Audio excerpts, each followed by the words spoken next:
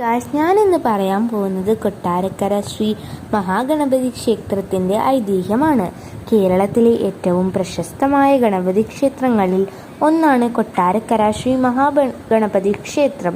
എന്നാൽ ഇവിടുത്തെ യഥാർത്ഥ പ്രതിഷ്ഠ ഗണപതിയല്ല, മറിച്ച് ശിവനാണ്.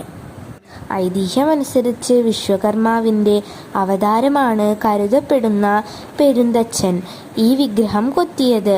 കൊട്ടാരക്കര മണികണ്ഠേശ്വര ക്ഷേത്രത്തിൻ്റെ നിർമ്മാണം നടക്കുന്ന സമയത്ത് അവിടെ കിടന്ന ഒരു വലിയ പ്ലാവിൻ തടിയിൽ പെരുന്തച്ഛൻ ഗണപതിയുടെ രൂപം കൊത്തിയെടുത്തു.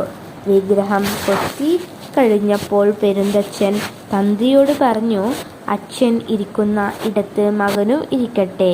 അങ്ങനെ ശിവക്ഷേത്രത്തിൻ്റെ കന്നിമൂലയിൽ ഗണപതി പ്രത്യക്ഷപ്പെട്ടു. തൻ്റെ മകൻ അച്ഛനേക്കാൾ പ്രശസ്തനാകുമെന്ന് അത് പെരുന്തച്ഛൻ പ്രവചിച്ചിരുന്നു. പ്രതിഷ്ഠ സമയത്ത് നിവേദിക്കാൻ ഒന്നുമില്ലായിരുന്നപ്പോൾ പെരുന്തച്ഛൻ തന്നെ തൊട്ടടുത്ത് വീട്ടിൽ നിന്ന് ശർക്കരയും അരിപ്പൊടിയും വാങ്ങി ഉണ്ണിയപ്പം ഉണ്ടാക്കി നിവേദിച്ചു.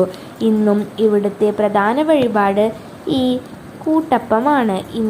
ഇന്ന് ലോകമെമ്പാടുമുള്ള ഭക്തർ കൊട്ടാരക്കരയിൽ ഒഴുകുന്നത് പെരുന്തച്ഛൻ്റെ ആ പ്രവചനം സത്യമായത് സാക്ഷ്യം വഹിക്കാനാണ്. ഇനിയൊരു നല്ല വീഡിയോ ആയിട്ട് ഇനിയും വരാം. അപ്പോൾ ഓക്കെ, ബൈ.